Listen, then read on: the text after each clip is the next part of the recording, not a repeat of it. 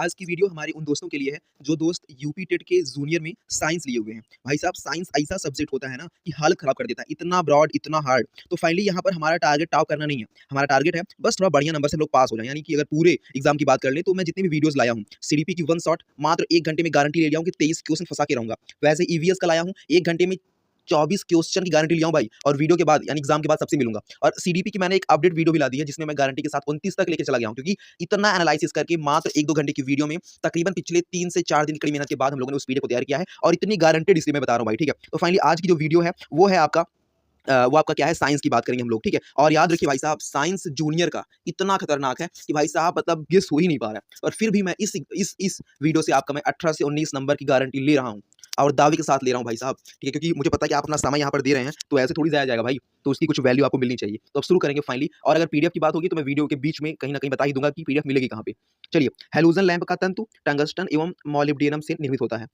1 kilowatt घंटा बराबर 3.6 into 10 घाते 6 joule. जलते हुए विद्युत बल्ब के तंतु का तापमान लगभग 2000 डिग्री सेल्सियस से 2500 डिग्री सेल्सियस होता है। फ्लोरोसेंट ट्यूब विद्युत ऊर्जा को प्रकाश ऊर्जा में अधिक मात्रा में परिवर्तित करती है। फ्यूज तार उच्च प्रतिरोधकता एवं निम्न गलनांक वाला होता है। विद्युत बल्ब का जो तंतु है वो टंगस्टन का बना होता है। स्टोरेज बैटरी को चार्ज करने के लिए दिष्ट धारा का प्रयोग किया जाता है। डायनमो यांत्रिक ऊर्जा को विद्युत ऊर्जा में चेंज करता है। टरबाइन एवं डायनमो में यांत्रिक ऊर्जा को विद्युत ऊर्जा में बदला जाता है। सुरक्षित विद्युत आपूर्ति के लिए निम्न गलनांक वाली धातु के फ्यूज तार का प्रयोग किया जाता है। ट्रांसफार्मर का उपयोग वोल्टेज को नियंत्रित करने के लिए किया जाता है। प्रत्यावर्ती धारा को दिष्ट धारा में बदलने वाला यंत्र रेक्टिफायर कहलाता है। विद्युत बल्ब में आर्गन गैस भरी जाती है। मानव शरीर का विद्युत प्रतिरोध लगभग 10 घाते 5 ओम होता है। ट्यूबलाइट में आर्गन गैस तथा पारा वाष्प भरी होती है। प्रतिदीप्त बल्ब में मरकरी एवं गैसीय मिश्रण भरा होता है। विद्युत का सर्वश्रेष्ठ सुचालक धातु चांदी है। पृथ्वी का विभव क्या होता है, शून्य होता है। समान पदार्थ के तार की लंबाई आधी करने पर प्रतिरोध R/4 हो जाता है। विद्युत आवेश को संचित करने वाला उपकरण संधारित्र यानी कैपेसिटर कहलाता है। विभव आवेश प्रवाह की दिशा निर्धारित करता है। तापमान बढ़ने पर चालक का प्रतिरोध बढ़ता है। ठीक है, श्वेत प्रकाश उत्पन्न करने के लिए तंतु को गर्म किया जाता है। विद्युत मोटर विद्युत ऊर्जा को यांत्रिक ऊर्जा में परिवर्तित करती है। विद्युत चुम्बकीय प्रेरण पर आधारित युक्तियां डायनमो एवं विद्युत मोटर हैं। प्रत्यावर्ती धारा एवं विभवांतर मापने के लिए क्रमशः अमीटर एवं वोल्ट मीटर का प्रयोग किया जाता है। अतिचालक का प्रतिरोध लगभग शून्य होता है। तड़ित चालक बनाने में तांबे का उपयोग किया जाता है। समान आवेश एक दूसरे को प्रतिकर्षित करते हैं तथा विपरीत आवेश एक दूसरे को आकर्षित करते हैं। बैरोमीटर की रीडिंग अचानक से गिर जाना क्या दिखाता है, आंधी तूफान आने के संकेत दिखाते हैं। बैरोमीटर की रीडिंग धीरे धीरे गिरना यानी वर्षा होने की संभावना। बैरोमीटर की रीडिंग धीरे धीरे ऊपर चढ़ना, दिन साफ रहने की संभावना। द्रव का घनत्व अधिक होने पर पृष्ठ तनाव बढ़ेगा। सोडियम को जल में डालने पर हाइड्रोजन गैस निकलती है।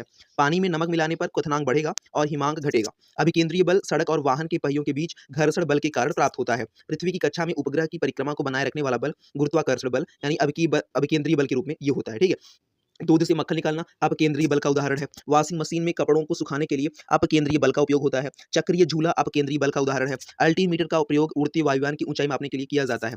अमीटर विद्युत धारा की तीव्रता मापते हैं। बैरोग्राफ वायुमंडलीय दाब का सतत अभिलेख करने के लिए। क्रायोमीटर निम्न तापमान मापने वाला उपकरण। फोनोमीटर ध्वनि की तीव्रता मापने वाला उपकरण। ओडोमीटर वाहनों द्वारा तय की गई दूरी मापने वाला उपकरण। नेक्रोस्कोप वायुमंडल में बादलों की गति देखने के लिए। गैल्वेनोमीटर विद्युत धारा की प्रबलता मापने वाला उपकरण। हाइड्रोमीटर वस्तुओं के सापेक्ष घनत्व मापने वाला उपकरण।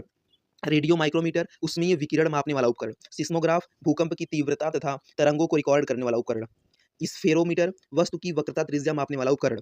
हाइड्रोफोन जल के भीतर ध्वनि का पता लगाने के लिए। लैक्टोमीटर दूध की शुद्धता जांचने के लिए। पायरोमीटर अत्यधिक उच्च तापमान मापने के लिए। अच्छा, शीत ऋतु में लकड़ी व लोहे का तापमान समान होने पर भी लोहे की कुर्सी अधिक ठंडी लगती है। ठीक है, क्योंकि लोहा उष्मा का सुचालक होता है। अच्छा, सूर्य की उष्मा पृथ्वी तक विकिरण के रूप में पहुंच जाती है। पॉलिश किए हुए जूते धूप में जल्दी गर्म नहीं होते, ये पॉलिश सतह पर विकिरण को परावर्तित कर देता है। भाई साहब ये इतना एनालिसिस करके क्वेश्चन यहाँ पे वन लाइनर रखा गया है कि मतलब कुछ ही देर में आपका बहुत ज्यादा तैयार हो जाएगा। और जब आप एमसीक्यू लगाते हैं ना भाई साहब, 1.5-2 मिनट में एक एमसीक्यू करते हैं, है ना, और यहाँ पर आप 1.5-2 मिनट में कम से कम आप 30 से 40 क्वेश्चन तो तैयार कर ही ले रहे हैं। बस आपको एक बार ध्यान से सुनना है, एक बार 2 बार पढ़ लेना है भाई साहब, दिमाग को एकदम ऐसे ना बस ही जाएगा। ठीक है। अच्छा, नाइट विजन जो रात्रि दृष्टि उपकरणों में अवरक यानी इंफ्रारेड तरंगों का प्रयोग किया जाता है। दृश्य प्रकाश की तरंग दैर्ध्य 390 नैनोमीटर से 750 नैनोमीटर के मध्य होती है। हड्डियों से संबंधित रोगों के निदान के लिए एक्स किरणों का उपयोग किया जाता है।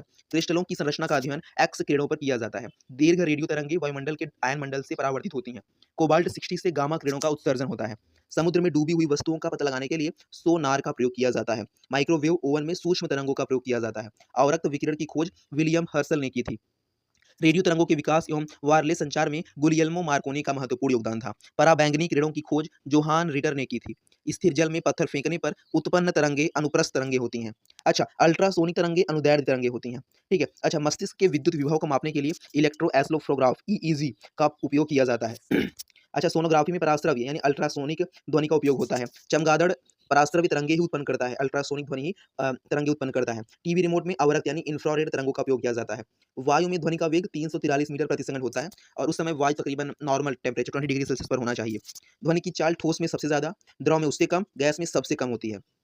स्टेथोस्कोप ध्वनि के बहुपरावर्तन यानी मल्टीपल रिफ्लेक्शन के सिद्धांत पर कार्य करता है। ध्वनि का तारतम्य यानी पिच उसकी आवृत्ति पर निर्भर करता है। ये सारे क्वेश्चन इतने इंपॉर्टेंट है कि मतलब पूछिए मत। कोई सा भी क्वेश्चन इनमें से कहीं से भी आ सकता है। बाद में ये ना कहिएगा कि आप ये भी नहीं पता है कि ये आने वाला है। भाई साहब, भगवान मैं नहीं हूँ।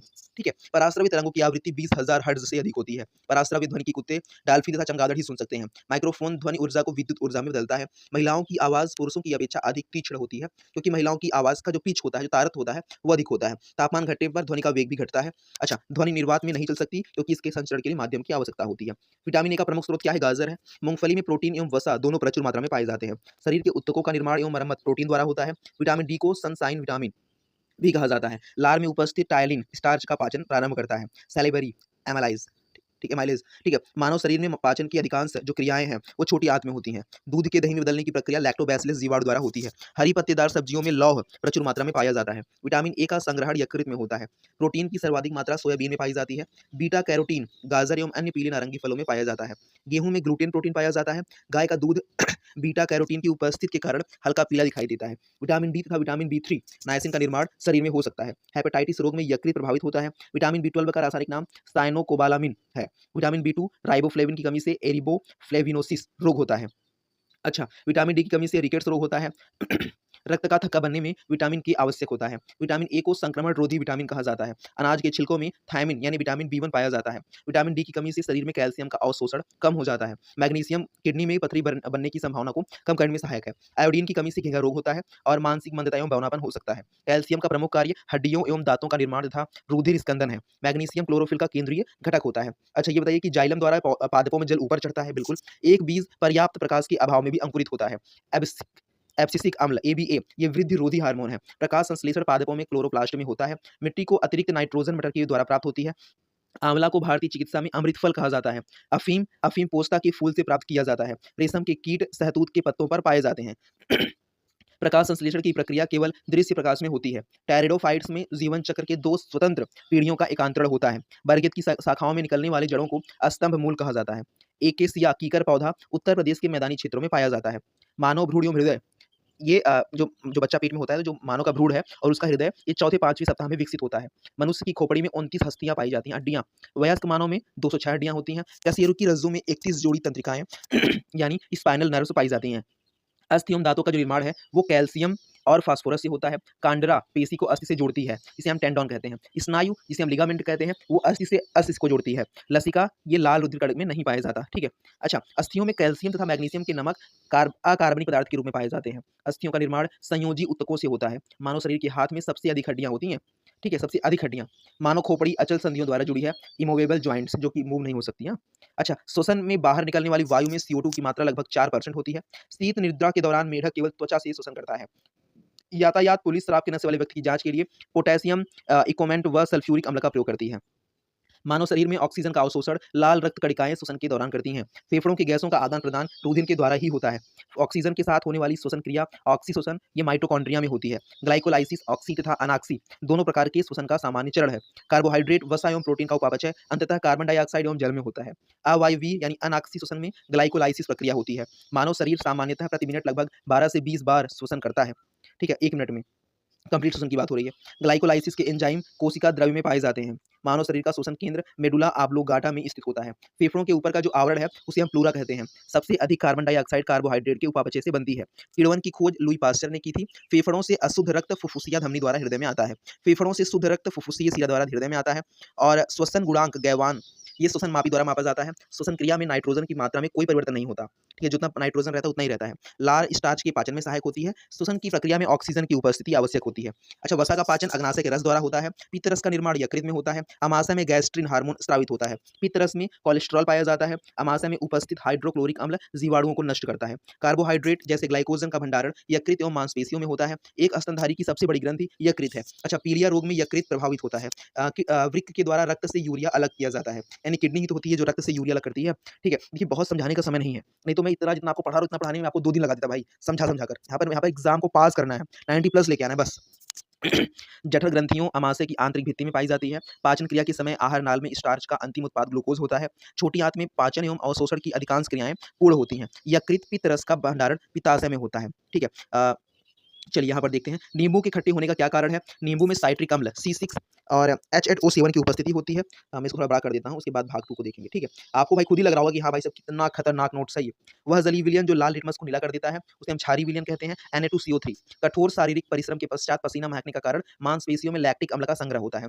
फोटोग्राम में किस अम्ल का प्रयोग किया जाता है। फोटोग्राफ में ऑक्सैलिक अम्ल C2H2O4। बेकिंग पाउडर के निर्माण में किस अम्ल का प्रयोग किया जाता है। टार्टरिक अम्ल। पेय सोडा की रासायनिक प्रवृत्ति क्षारीय होती है। ऑयल ऑफ विट्रियल किसे कहते हैं। सल्फ्यूरिक अम्ल को कहते हैं। H2SO4 को कहते हैं। सेब में कौन सा अम्ल पाया जाता है तो मैलिक अम्ल C4H6O5 पाया जाता है। रसायन उद्योग में कौन सा अम्ल तेजाब के रूप में पाया जाता है तो सल्फ्यूरिक अम्ल H2SO4।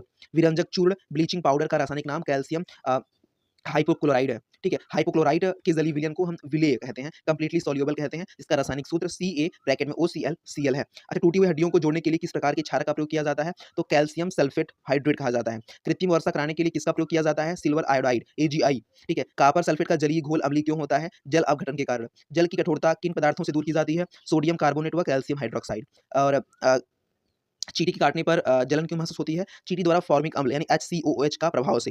कौन सी गैस अम्लीय समक के रूप में कार्य करती है कार्बन डाइऑक्साइड CO2। अम्ल नीली लिटमस को लाल कर देता है। क्षार नीली लिटमस को नीला कर देता है। आइए भाग 2 पर आते हैं कि नीला तथा क्या है कॉपर सल्फेट CuSO4 5H2O। खाने का नमक किससे बनता है सोडियम क्लोराइड से यानी NaCl से। ऐसा अम्ल जिसमें ऑक्सीजन अनुपस्थित होता है हाइड्रोक्लोरिक अम्ल HCl। अम्लीय विलयन का पीएच मान कितना होता है 7 से कम होता है। क्षारीय भूमि सुधारक के रूप में कौन सा रासायन प्रयोग होता है तो कैल्शियम सल्फेट CaSO4 होता है। दूध से दही बनाने में किस अम्ल का प्रयोग किया जाता है लैक्टिक अम्ल C3H6O3। अच्छा, खाद्य पदार्थों के संरक्षण हेतु किसका प्रयोग किया जाता है तो बेंजोइक अम्ल का किया जाता है। स्वजलित वाहनों में प्रयोग होने वाली बैटरी में कौन सा अम्ल प्रयोग किया जाता है सल्फ्यूरिक अम्ल H2SO4। मूत्र में सर्वाधिक अम्ल मुक्त करने वाला तत्व अमोनियम सल्फेट है। जिप्सम का रासायनिक नाम क्या है कैल्शियम सल्फेट हाइड्राइड। अच्छा, एक्युआरेजिया से तात्पर्य है सांद्र HCl व सांद्र HNO3 का मिश्रण जो कि 3:1 में है। अच्छा, सोडियम क्लोराइड का यूज NaCl भोजन निर्माण व अचार के संरक्षण में, ठीक है। सोडियम हाइड्रोक्साइड NaOH साबुन कागज अपमार्जक के निर्माण में। कैल्शियम हाइड्रोक्साइड CaOH2 चूना गंदे नालों के उपचार में। सोडियम कार्बोनेट Na2CO3 कांच कागज साबुन व डिटर्जेंट के निर्माण में। सोडियम बाइकार्बोनेट NaHCO3 अग्निशमन बेकिंग सोडा खमीर बनाने में। विरंजक चूर्ण CaOCl स्विमिंग पूल कपड़े धुलाई कीटाणुनाशक में। कैल्शियम सल्फेट हेमीहाइड्रेट टूटी हड्डियों को जोड़ने में प्लास्टर ऑफ पेरिस में। भाई साहब इसे मैं बस एक बार पढ़ रहा हूँ, कम से कम आप इसे 1-2 बार देख लेंगे तो और बेहतर होगा और दिमाग में बस जाएगा। समुद्री जल का पीएच मान 8.4 है। रक्त का 7.4 लार का 6.5 टू 7.5 तक। दूध का 6.4 मूत्र का 6 शराब का 2.8 सिरका का 2.4 और नींबू का 2.2। ये है पीएच मान। आइए अगले पेज पे चलते हैं मेरे मित्र, ठीक है। क्या कहा जा रहा है कि वायुयानों के टायरों में नाइट्रोजन तथा हीलियम गैस भरी जाती है। गुब्बारों में हीलियम को हाइड्रोजन की अपेक्षा अधिक वरीयता दी जाती है क्योंकि यह वायु के साथ विस्फोटक मिश्रण नहीं बनाता। अमोनिया यानी NH3 को अश्रु गैस कहा जाता है। भारी जल का रासायनिक सूत्र ड्यूटेरियम ऑक्साइड D2O है। भारी जल में हाइड्रोजन के स्थान पर ड्यूटेरियम परमाणु होता है। भारी जल की खोज वैज्ञानिक हैरोल्ड यूरे ने की थी। समुद्री जल को विपरीत परासरण यानी रिवर्स ऑस्मोसिस RO जो हम लोग RO की पानी पीते हैं भाई उस प्रक्रिया द्वारा शुद्ध जल में बदला जाता है। फिटकरी गंदे पानी को स्कंदन प्रक्रिया द्वारा शुद्ध करती है। भारी जल का उपयोग परमाणु रिएक्टर में मंदक के रूप में होता है। पानी का द्विध्रुव आघूर्ण अधिक होने के कारण यह आयनिक लवणों का सुविलायक है। पानी की अस्थायी कठोरता के लिए कैल्शियम व मैग्नीशियम के क्लोराइड्स और सल्फेट उत्तरदायी हैं। क्वार्ट्ज का रासायनिक नाम सोडियम सिलिकेट है। भार के अनुसार जल में 11% हाइड्रोजन तथा 89% ऑक्सीजन होता है, ठीक है। भाई सही बात H2O ही तो होता है। अच्छा, परमाणविक दृष्टि से जल में 67% हाइड्रोजन तथा 33% ऑक्सीजन होता है। तो भार की अलग दृष्टि बताए हैं और परमाणविक किसी अलग दृष्टि से बताए हैं। तो जो दोनों पूछेगा वही देखिएगा। अशुद्ध जल में बड़ी मात्रा में पेयजल निर्वरीकरण प्रक्रिया द्वारा तैयार किया जाता है। टेफ्लॉन फ्लोरोकार्बन श्रेणी का पदार्थ है। वायुमंडल में आयतन के हिसाब से कार्बन डाइऑक्साइड की प्रतिशत मात्रा सबसे कम है। वायुमंडल में नाइट्रोजन लगभग 78% पाई जाती है। गोताखोरों द्वारा गहरे समुद्र में सांस लेने के लिए ऑक्सीजन के साथ हीलियम गैस का मिश्रण दिया जाता है। सल्फर हेक्साफ्लोराइड अणु का आकार अष्टफलकीय होता है। हीरा कार्बन तत्व का अपर रूप है, एलोट्रॉफ है। अमोनिया जल में आसानी से घुलनशील पदार्थ है। सिंदूर का रासायनिक सूत्र Pb3O4 है। सामान्य ताप पर आयोडीन ठोस अवस्था में पाया जाता है। भारी मशीनों में स्नेहक यानी लुब्रिकेंट के रूप में ग्रेफाइट का उपयोग किया जाता है। पेंसिल का लीड ग्रेफाइट का बना होता है। एंथ्रासाइड वो जो है कोयले में कार्बन की मात्रा सर्वाधिक होती है। लिग्नाइट ये कोयले में कार्बन का अंश सबसे न्यूनतम होता है। हैलोजनों में सबसे अधिक अभिक्रियाशील रिएक्टिव तत्व फ्लोरीन है। ब्रोमीन वह हैलोजन है जिसका प्रयोग पीड़ाहारी की तरह किया जाता है। कोयले के जलने से मुख्य रूप से कार्बन डाइऑक्साइड गैस निकलती है। हाइड्रोजन के जलने से जल प्राप्त होता है। ट्यूबलाइट में निम्न दाब पर नियॉन और पारा वाष्प भरी जाती है। ऑक्सीजन की खोज वैज्ञानिक प्रिस्टेल टले के द्वारा की गई थी। जल की अस्थायी कठोरता कैल्शियम और मैग्नीशियम के बाइकार्बोनेट की उपस्थिति के कारण होती है। वायु की मुख्य संगठक गैसें नाइट्रोजन, ऑक्सीजन और कार्बन डाइऑक्साइड हैं। ठीक है। मोबाइल फ़ोन की बैटरी ये लिथियम से बनी होती है। सबसे हल्का हैलोजन फ्लोरीन है। ब्लीचिंग पाउडर कैल्शियम विपोक्लोराइड को कहा जाता है। शुष्क सेल में अमोनियम क्लोराइड का अपघटन होता है। और कार्बन का सबसे उत्तम रूप हीरा है। विद्युत बल्ब में आर्गन गैस भरी जाती है। शुष्क बर्फ ठोस कार्बन डाइऑक्साइड यानी CO2 को कहा जाता है। विश्व में सर्वाधिक मात्रा में हाइड्रोजन तत्व ही पाया जाता है। अगर आपको इसका पीडीएफ चाहिए तो जो चैनल का नाम है अनित्वान क्लासेस बाय आयुष सर, आप इसे टेलीग्राम पर सर्च करेंगे तो टेलीग्राम पे सर्च करते ही मेरा नाम आ जाएगा और जो चैनल का नाम है सेम आपका टेलीग्राम का भी नाम है, वहाँ पे जाकर आप इसको ले सकते हैं। ठीक है, पूरी पीडीएफ वहाँ पे दी गई है। इसकी नहीं सीडीपी की भी और ईवीएस की भी और आपके जो है जो मैं पढ़ा रहा हूँ साइंस इसका भी वहाँ पे दिया गया है। जल के शुद्धिकरण में क्लोरीन का प्रयोग किया जाता है। ज़ेनॉन में स्ट्रेंजर गैस भी ज़ेनॉन को स्ट्रेंजर गैस भी कहा जाता है। पटाखों का निर्माण श्वेत फास्फोरस से होता है। साड़ी मछली की तरह दुर्गंध गैस ओजोन की कमी होती है। सल्फ्यूरिक अम्ल को कशिश के तेल से भी जाना जाता है। कृत्रिम हीरे के रूप में सिलिकॉन कार्बाइड SiC का उपयोग किया जाता है। फ्लैशिंग गैस यानी गुब्बारे को उड़ाने वाली गैस हाइड्रोजन होती है। गुब्बारों में हीलियम गैस भरी जाती है और वनस्पति तेल से वनस्पति घी बनाने की प्रक्रिया में हाइड्रोजन गैस प्रयुक्त होती है। माचिस में लाल फास्फोरस का प्रयोग होता है। कृत्रिम गर्भाधान हेतु पशुओं के वीर्य को सुरक्षित रखने के लिए द्रवित नाइट्रोजन में रखा जाता है। भविष्य की धातु टाइटेनियम को कहा जाता है। बॉक्साइड एल्यूमीनियम का अयस्क है और भविष्य का ईंधन हाइड्रोजन को कहा जाता है। हरी कशिश फेरस सल्फेट FeSO4 का नाम है। नीली कशिश कॉपर सल्फेट CuSO4 का नाम है। श्वेत कशिश जिंक सल्फेट ZnSO4 का नाम है। लाल कशिश कोबाल्ट सल्फेट CSO4 का नाम है। माणिक यानी रूबी और नीलम रासायनिक रूप से एल्यूमिनियम ऑक्साइड Al2O3 के रूप में पहचाने जाते हैं और कैल्शियम ऑक्साइड को कहते हैं क्लिंक्लाइन। मतदाता उंगली में लगाई गई जो स्याही होती है वो सिल्वर नाइट्रेट AgNO3 से बनी होती है। जिंक सल्फेट का प्रयोग कटकनाई जंग लकड़ी पर रासायनिक क्रिया के रूप में किया जाता है। आयरन पायराइड्स FeS2 को झूठा सोना या मूर्खों का सोना कहते हैं, किसको? आयरन पायरासाइड्स को। ठीक है मेरे मित्र। पहला क्वेश्चन है हमारा, बैरोमीटर की रीडिंग अचानक से नीचे गिरना आंधी तूफान आने के संकेत होते हैं। सेकंड है, बैरोमीटर की रीडिंग धीरे धीरे गिरना यानी कि वर्षा होने की संभावना। थर्ड, बैरोमीटर की रीडिंग धीरे धीरे ऊपर चढ़ना यानी कि दिन साफ रहने की संभावना। फोर्थ है, द्रव का घनत्व अधिक होने पर पृष्ठ तनाव बढ़ेगा। फिफ्थ, सोडियम को जल में डालने पर हाइड्रोजन गैस निकलती है। सिक्स्थ, पानी में नमक मिलाने पर क्वथनांक बढ़ेगा और हिमांक घटेगा। अभिकेंद्री बल सड़क और वाहन के पहियों के बीच घर्षण बल के कारण प्राप्त होता है। एट्थ, पृथ्वी की कक्षा में उपग्रह की परिक्रमा को बनाए रखने वाला बल गुरुत्वाकर्षण बल अभिकेंद्री बल के रूप में होता है। दूध से मक्खन निकालना अपकेंद्री बल का उदाहरण है। 10वां, वॉशिंग मशीन में कपड़ों को सुखाने के लिए अपकेंद्री बल का उपयोग होता है। 11वां, चक्री झूला अपकेंद्री बल का उदाहरण है। 12वां, अल्टीमीटर का प्रयोग उड़तो वायुयान की ऊंचाई मापने के लिए किया जाता है। 13वां है, अमीमीटर विद्युत धारा की तीव्रता मापने वाला उपकरण है। 14वां, बैरोग्राफ वायुमंडलीय दाब का सतत अभिलेखन करने के लिए होता है। 15वां है, कार्योमीटर निम्न तापमान मापने वाला उपकरण है। 16वां है हमारा, फोनोमीटर ध्वनि की तीव्रता मापने वाला उपकरण है। 17वां है, ओडोमीटर वाहनों द्वारा तय की गई दूरी मापने वाला उपकरण है। 18वां है, नेफ्रोस्कोप वायुमंडल में बादलों की गति देखने के लिए इस्तेमाल किया जाता है।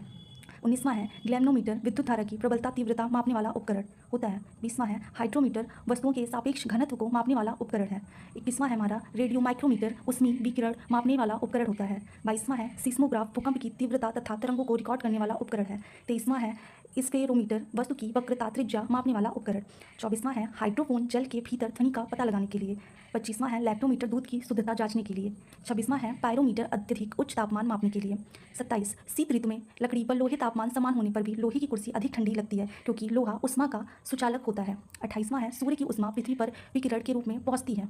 29वां है, पॉलिश किए हुए जूते धूप में जल्दी गर्म नहीं होते क्योंकि पॉलिश सतह पर विकिरण को परावर्तित कर देती है।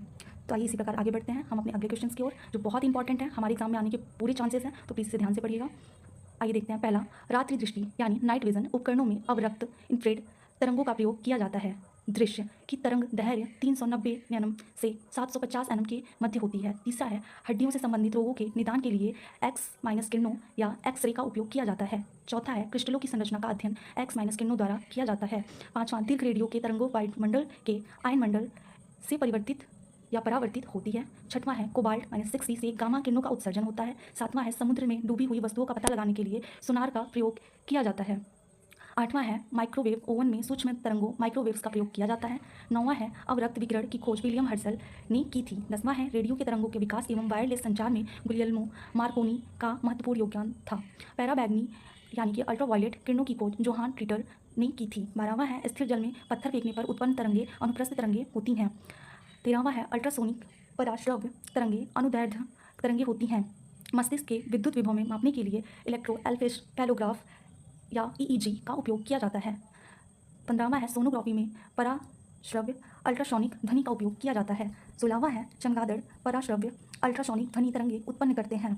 17वां है टीवी रिमोट में अवरक्त इंफ्रारेड तरंगों का प्रयोग किया जाता है। 18वां है वायु में ध्वनि का वेग लगभग 343 मीटर सेकंड होता है यानी कि 20 डिग्री सेंटीग्रेड पर।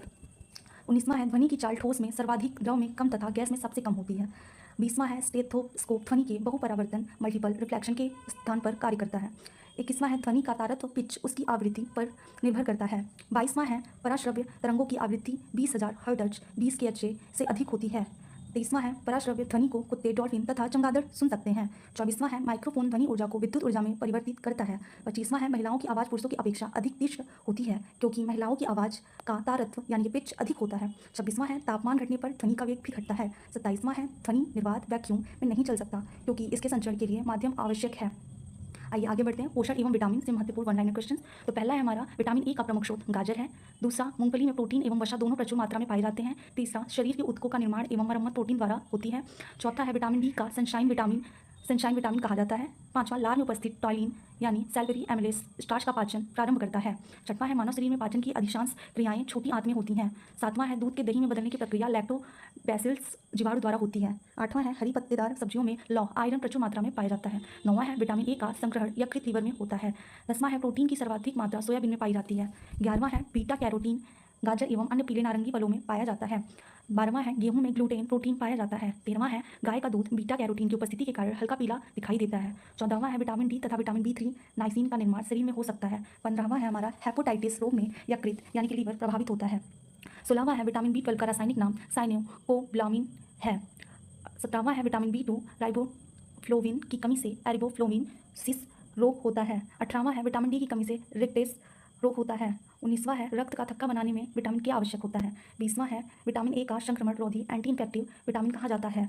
21वां है अनाज के छिलकों में थायमिन विटामिन B1 पाया जाता है। 22वां है विटामिन डी की कमी से शरीर में कैल्शियम का अवशोषण कम हो जाता है। 23वां है मैग्नीशियम गुर्द किडनी में पथरी बनने की संभावना को कम करने के सहायक होता है। 23वां है मैग्नीशियम गुर्द किडनी में पथरी बनने की संभावना को कम करने में सहायक होता है। 24वां है आयोडीन की कमी से घेंघा रोग, मानसिक मंदता एवं बौनापन हो सकता है। 25वां है कैल्शियम का प्रमुख कार्य हड्डियों एवं दांतों का निर्माण तथा रुधिर स्कंदन यानी ब्लड क्लोटिंग है। 26वां है मैग्नीशियम क्लोरोफिल की केंद्रीय घटक होती है। आइए आगे देखते हैं पादप विज्ञान से महत्वपूर्ण वन लाइनर क्वेश्चन। पहला है जाइलम द्वारा पादपों में जल ऊपर चढ़ता है। दूसरा एक बीज पर्याप्त प्रकाश में अभाव में अंकुरित होता है। तीसरा है एबिसिस अम्ल ABA वृद्धिरोधी हार्मोन है। चौथा है प्रकाश संश्लेषण पादपों में क्लोरोप्लास्ट में होता है। पांचवा है मिट्टी को अतिरिक्त नाइट्रोजन मटर के द्वारा प्राप्त होती है। छठवां है आंवला को भारतीय चिकित्सा में अमृत फल कहा जाता है। सातवां है अफीम पोस्ता के फूल से प्राप्त किया जाता है। आठवां है रेशम की कीट शहतूत के पत्तों पर पाए जाते हैं। नौवां है प्रकाश संश्लेषण की प्रक्रिया केवल दृश्य प्रकाश में होती है। 10वां है टेरिडोफाइटर्स में जीवन चक्र के 2 स्वतंत्र पीढ़ियों का एकांतरण होता है। 11वां है बरगद की शाखाओं में निकलने वाली जड़ों को स्तंभ मूल कहा जाता है। एक्सिया कीकर पौधा उत्तर प्रदेश के मैदानी क्षेत्रों में पाया जाता है। आइए मानव शरीर रचना विज्ञान में देखते हैं। पहला है मानव भ्रूण एवं हृदय चौथे पांचवें सप्ताह में विकसित होते हैं। दूसरा मनुष्य की खोपड़ी में 29 अस्थियां पाई जाती हैं। तीसरा है वयस्क मानव में अस्थियों की संख्या 206 होती है। चौथा है कशेरुकी की रज्जु में 31 जोड़ी तंत्रिकाओं स्पाइनल नर्वस पाई जाती हैं। पांचवा है अस्थि एवं दांतों का निर्माण कैल्शियम और फास्फोरस से होता है। छठा है कंडारा पेशी की अस्थि में जोड़ती है। सातवां है स्नायु अस्थि को अस्थि से जोड़ती है। आठवां है लसिका में लाल रुधिर कण नहीं पाए जाते हैं। नौवां है अस्थियों में कैल्शियम तथा मैग्नीशियम के नमक अकार्बनिक पदार्थ के रूप में पाए जाते हैं। 10वां है अस्थियों का निर्माण संयोजी ऊतकों से होता है। 11वां मानव शरीर के हाथ में सबसे अधिक अस्थियां होती हैं। 13वां हमारी खोपड़ी अचल संधियों इंफोवेल ज्वाइंट द्वारा जुड़ी होती है। आइए आगे देखते हैं श्वसन एवं पाचन तंत्र। पहला है हमारा श्वसन से बाहर निकालने वाली वायु में CO2 की मात्रा लगभग 4% होती है। दूसरा है शीत नृत्य के दौरान मेढक केवल त्वचा में श्वसन करता है। तीसरा है यातायात पुलिस शराब के नशे वाले व्यक्ति की जांच के लिए पोटेशियम डिकोमेंट एवं सल्फ्यूरिक अम्ल का प्रयोग करती है। चौथा है मानव शरीर में ऑक्सीजन का अवशोषण लाल रक्त कणिकाएं श्वसन के दौरान करती हैं। पांचवा है फेफड़ों में गैसों का आदान प्रदान रुधिर के द्वारा होता है। छठवां है ऑक्सीजन के साथ होने वाली श्वसन क्रिया ऑक्सी श्वसन माइटोकांड्रिया में होती है। सातवां है ग्लाइकोसियम ऑक्सी तथा अनऑक्सी दोनों प्रकार के श्वसन सामान्य चरण है। आठवां है कार्बोहाइड्रेट वसा एवं प्रोटीन का उपापचय अंततः कार्बन डाइऑक्साइड एवं जल में होता है। नौवां है अवायवीय अनऑक्सी श्वसन में ग्लाइकोलाइसिस प्रक्रिया होती है। मानव शरीर सामान्यतः प्रति मिनट लगभग 12 से 20 बार श्वसन करता है। 11वां है ग्लाइकोलाइसिस के एंजाइम कोशिका द्रव्य साइटोप्लाज्म में पाए जाते हैं।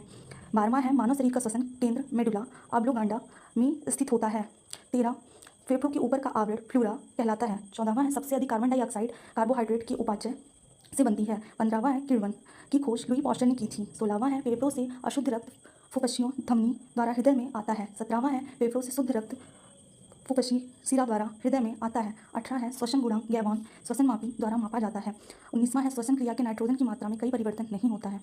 20वां है लार स्लाइवा स्टार्च के पाचन के लिए सहायक होता है। 21वां है श्वसन की प्रक्रिया में ऑक्सीजन की उपस्थिति आवश्यक होती है। आइए अपना लास्ट देखते हैं पाचन तंत्र के बारे में। पहला है वसा का पाचन अग्नाशय के रस द्वारा होता है। दूसरा है पित्त रस का निर्माण यकृत लीवर में होता है। तीसरा है अमाशय में ग्रेस्ट्रीन हार्मोन स्रावित होता है। चौथा है पित्त रस के कोलेस्ट्रॉल पाया जाता है। पांचवा है अमाशय में उपस्थित हाइड्रोक्लोरिक अम्ल जीवाणुओं को नष्ट करता है। छठवां है कार्बोहाइड्रेट जैसे ग्लाइकोजन का भंडारण यकृत एवं मांसपेशियों में होता है। सातवां है एक स्तनधारी की सबसे बड़ी ग्रंथि यकृत है। आठवां है पीलिया रोग में यकृत प्रभावित होता है। 9वां है विक किडनी के द्वारा रक्त में यूरिया अलग किया जाता है। 10वां है इंसुलिन हार्मोन का संबंध सबसे ज़्यादा जस्ता में होता है। 11वां है जठर ग्रंथियों में अमाशय की आंतरिक भित्ति में पाई जाती है। 12वां है पाचन क्रिया में समय आहार नाल में स्टार्च का अंतिम उत्पाद ग्लूकोज होता है। 13वां है छोटी आंत में पाचन एवं अवशोषण की अधिकांश क्रियाएं पूर्ण होती हैं। 14वां है और लास्ट है हमारा यकृत पित्त रस का भंडारण पित्ताशय में होता है। तो आप सबको कैसा लगा ये वीडियो और आपके लिए कितना हेल्पफुल था? ये जो है फाइनली साइंस का एक पीडीएफ है।